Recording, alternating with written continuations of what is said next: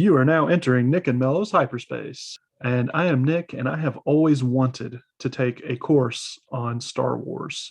And I'm Carmelo, and I teach a class on Star Wars.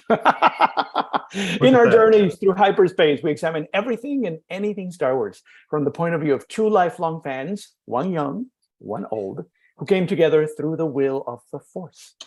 And in this episode, we are going to prod Carmelo for questions about his course that he teaches at Columbia College in Chicago. This is actually how me and Carmelo met.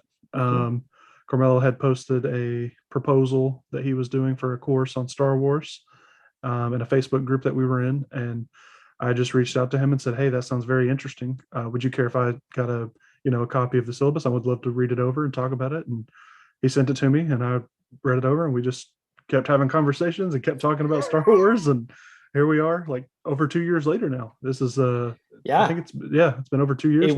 It was like, somewhere in 2020. I think it was like the fall semester. Early fall 2020, because I needed to submit the class a year in advance. Eventually, we talked about doing a podcast, but before then, we talked about his class, and he was kind of getting it prepared to submit to the curriculum board. And it's interesting. Time flies very fast sometimes. And I remember we went very quickly from "Hello, I'm Nick, and I'm interested in your class" to texting 7, 8, 9 times a day. Right, about random Star Wars facts. I mean, it was a pandemic, so it was sort of like I'm an extrovert. I needed to socialize, and we needed to. But it was ourselves. Very quick. We became like this very, very quick. Yeah. So this class brought us together, and this podcast together. So thank you, That's Carmelo. Right. That's right. So I guess you're the expert here, but do you want to give? I guess for viewers that I know you've mentioned in the past, you're a professor and kind of what you do for a living, but kind of give a little background about what you do exactly? Sure. I am a professor of humanities and cultural studies in a liberal arts college in Chicago. It's an arts and media school. And I teach in a program that focuses a lot on popular culture and media. My PhD is in Latin American studies, but my specialty has always been in literature and film and music. So Star Wars. Right. And so it was sort of a natural when I wrote my book about Star Wars, the dean of the school said, so when are we getting to class? And I hadn't even thought about teaching a class. I was just writing the book because I wanted to write the book. And then I started thinking about it. And then I thought, okay, this could work. Because there are lots of things that I don't talk about in my book because of the nature of the book. But I still would be really fun to sort of have conversations. Like I don't really write a lot about the Force, but if you're going to examine Star Wars, you got to talk about the Force. Mm-hmm. And so it was a really fun challenge and a really fun idea. And so from there, I just started brainstorming ideas and started putting it together. And I met you at the time that I was sort of starting to put the syllabus together. And then Carmelo, he did send me a syllabus current copy. This is what he's teaching this semester. And, the one he sent me was kind of a proposal and a draft, a rough draft, you could say. Right. So can you tell us about, I know you've taught this is your second semester teaching this class now? This is my second semester, but it is the third class. I taught 2 sections last semester because I wanted to sort of get a sense of what works, what doesn't work. Exactly. And then this semester, I'm only teaching 1 section. Okay. So can you tell us, did you have any concerns when the class started? When this class was approved and you knew you were going to be teaching it, were any concerns or any? I think the big challenge was that I knew that every student was going to be at a different level in viewing and reading Star Wars. That I was going to have students that have seen every episode of Clone Wars, and that I was going to have students that have seen 2 or 3 movies and that's it. What I was not expecting was people to show up who had never seen Star Wars. In my very first class, I had a student who took the class because his roommate loved Star Wars and wanted to know what the fuss was all about. This semester, I have 2 students who have never seen Star Wars either, but are very intrigued. One of them said, well, it's part of American culture. I should know about this. Very true. Very true. And so it is, that one I was not expecting, but the big challenge was sort of like, how do we create a common vocabulary So when I talk about Order 66, we all know what Order 66 is. And so what I have done, and I don't know if it's perfect yet. We start with the original trilogy, and I do it in the order 4, 5, 1, 2, 3, 6, 7, 8, 9. So once we discover that Vader is the father of Luke Skywalker, we do a flashback to the prequel. We get the story of Anakin Skywalker, and then we go to Return of the Jedi. And then we do the sequel trilogy. In the class, we do the original trilogy with the prequel inserted in it. Then we switch to animation. Then we do some Clone Wars episodes and some Rebel episodes. And then later in the semester, like next week, then we do the sequel trilogy. And what I do is, like, as we are talking about the topics, I start bringing examples of the things that we have seen. And I tell the students sort of like, if you know every episode of Clone Wars, don't talk about an obscure character, because there might be people who don't know who they are. And so far, they've been really good about that. On my first semester, I didn't know how to handle that. And it got really unruly, and people were sort of like, who's Satine? Is that Sabine from Rebels? Like, no, Satine and Sabine are two different people. So it was a little tricky on my first semester. And if any students from that section are watching, my apologies. I was a newbie. This semester, I'm being much more systematic about making sure that as I add episodes or films to the class, that we start bringing in more conversations from the things that we have all seen, Like when we're about to do gender and sexuality in 2 weeks. So that's when we start watching the sequel trilogy, because Rey is really important, and sort of toxic masculinity and Kylo Ren. There are all of these really interesting things that happen in the sequel trilogy that sort of add to the mix of talking about gender and sexuality in Star Wars. And so I wait until then to do the sequel trilogy. Very interesting. So that's that I would say that is the biggest challenge in the class. Creating a common ground. And we don't watch everything. We can't. We don't have time. There's no time. There's no time. So we are getting samples of Clone Wars, samples of Rebels. We don't watch Resistance. I don't really have time for Tartakovsky's Clone Wars. I talk about all of them, but there's only so much you can do. They can do whatever they want at their own pace. Right. But I try to sort of make a greatest hits that is connected to the class. So it sounds like you're hitting the big themes of Star Wars, and how that relates to our world and the kind of the reflection we're seeing. That's correct. So is there anything you've added since the last time? Anything that you didn't think of before that would be very now they have all students in the class need to read one novel. Okay. And every student in the class needs to read one comic series. And so they're writing a paper, actually it's due today, on a novel that they write. And then later on in the semester, when things are busy and comics are faster to read, the comics paper is going to be later in the semester. And I give suggestions of things that they want to read. I mean, no, they can't do like all of the Kylo Ren series, but they can do like one trade or paperback of it, so they can sort of get a sense. Gotcha. Or they could do the Captain Phasma, which is sort of one trade with 5 or 6 issues, those kinds of things. That's new because it was always a little tricky sort of inserting comics into the class. The whole scanning or asking them to buy things. And I always feel uncomfortable about asking people to buy more things and more things. Mm-hmm. I don't like the idea of my students spending a lot of money on things. And so that way they at least get exposed to it. We do read, and that's since the very first semester, we do read sections of novels in class. Cool. So next week we're doing war, imperialism and colonialism, and we are reading part of Beth Revis's Rebel Rising. Oh, very cool. Okay. And so I'm inserting things. When we did The Force, we read sections of Guardians of the Whills. And so when we did The Dark Side, we read part of the Darth Bane trilogy. So I'm sort of slowly inserting fiction in it, because I definitely, I mean, and this is something that you know because we've been chatting about it forever, but this is a very all-inclusive Star Wars class. Gotcha. Yeah. Later on, we're going to do fan film, fan fiction, fan art, cosplay.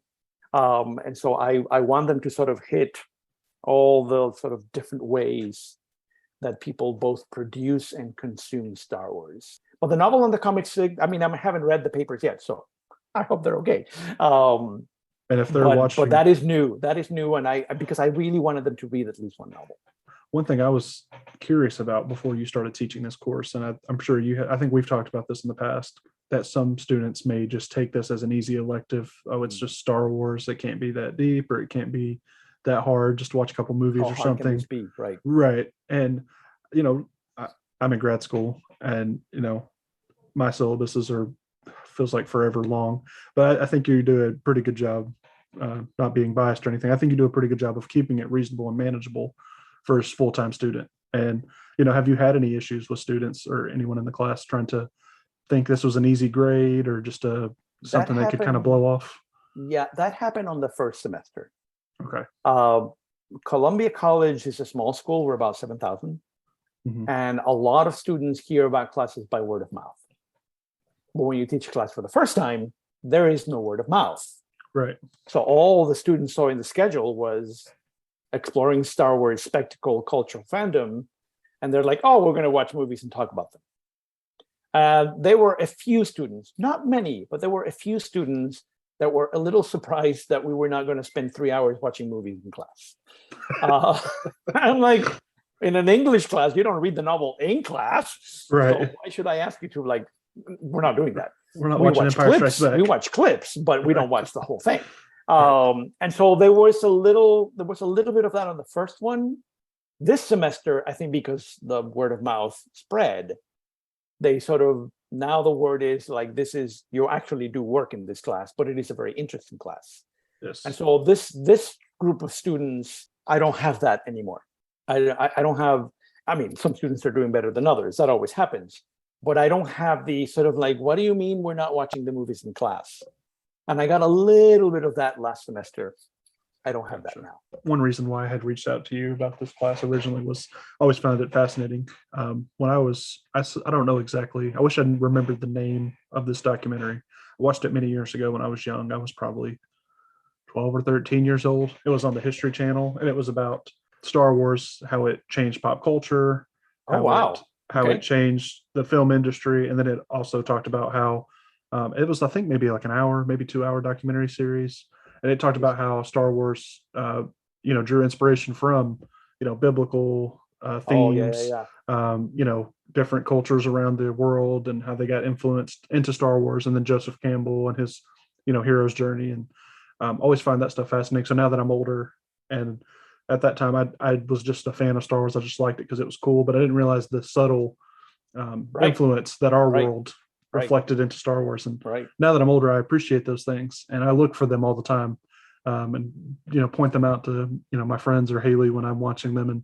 And I just thought, when I read about this, I saw your post. I thought this is very fascinating, and think it would be. I think a lot of people, the general consensus, I think, with Star Wars and just pop culture things like Star Wars is. It's an action adventure fun series for kids, maybe, or some people may view it for lesser audiences. Right. But there's a lot of deep, important things that has to say, and a lot of reflections to our real world that we can take from it. Yeah. I think that documentary might have been related to the Smithsonian exhibit that they did about myth and Star Wars, maybe. Okay. So this was, I remember, I think that they probably did this right after the prequels came out, because it only... That sounds about right. It's been fascinating seeing my students' brain, like the wheels turning, as we are talking about all of these things. The first day of classes and the last day of classes are the same. And it's about this triangle tension that exists in Star Wars of being a corporate media product, of being something that reveals American culture, and Star Wars as a space for creative transformation. And so I think of those three things as sort of that's the tension that exists in Star Wars.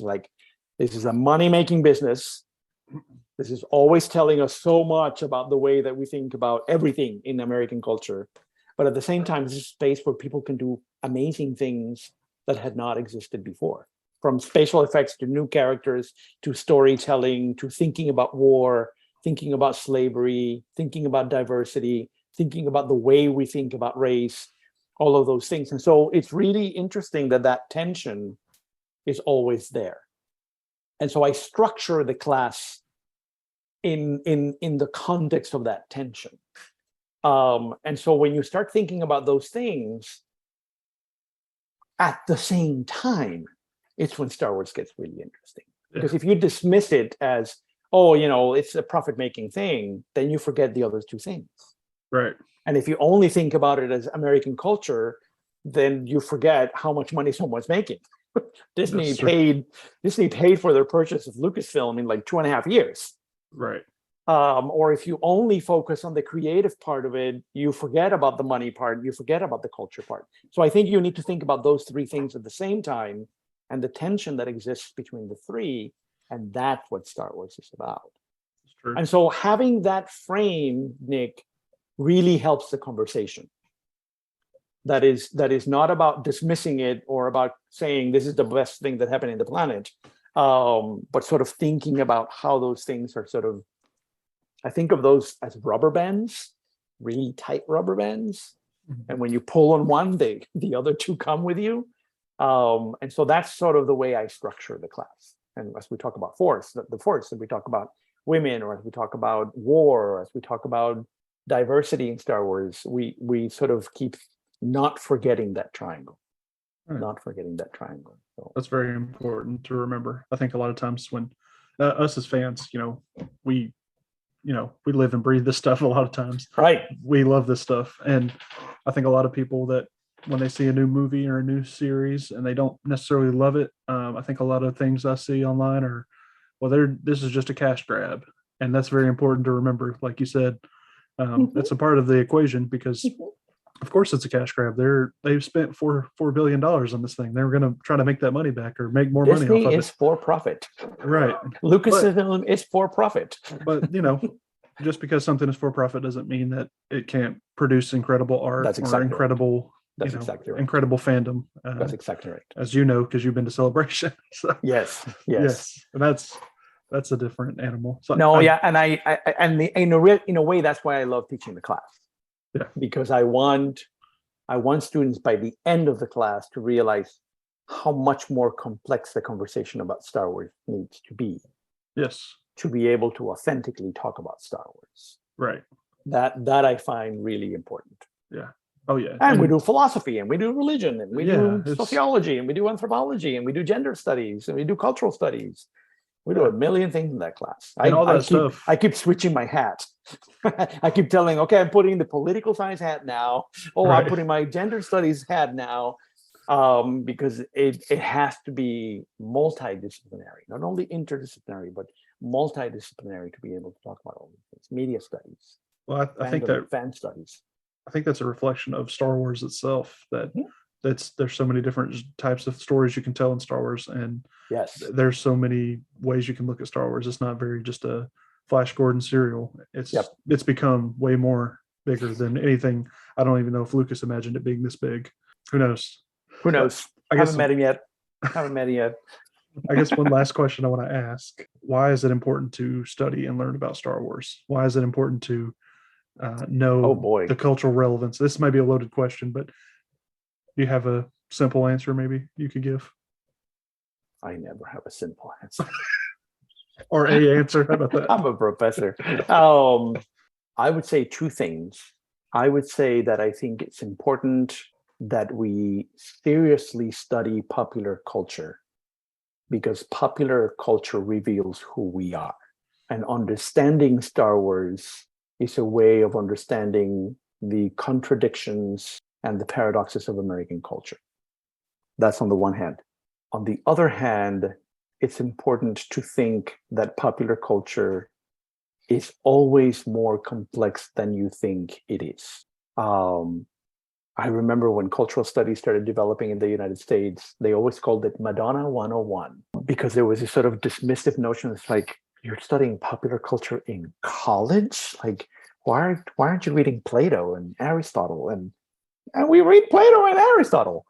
But I love the possibility of studying the complexity of something that is always dismissed as simplistic, when in fact it is not. So that's my simple answer. Yeah, no, that's those very two important. things. Those two Very things. important. So, Well, and we talked about the reflections of our real world, but we talk about Star Wars impacts many different levels of society. Impacted the whole film industry and changed the history of films. Yeah. While a lot of people may find Star Wars overrated, or maybe too beloved, I guess you could say, or overrated, you can't deny the fact that its impact on pop culture. Yeah. There were no action figures for movies before Star Wars. There weren't the special effects, the things that Lucas and ILM did. Those things were not being done, and they're still influencing movies today. Right. Thank you, Nick. By the way, this was not my idea. This was Nick's idea. This was my idea because and so it's sort of fun to talk about it. Well, I think it's fascinating. I don't know. I don't go searching every university to see what courses they teach, but I don't know of another there's university. Not very many.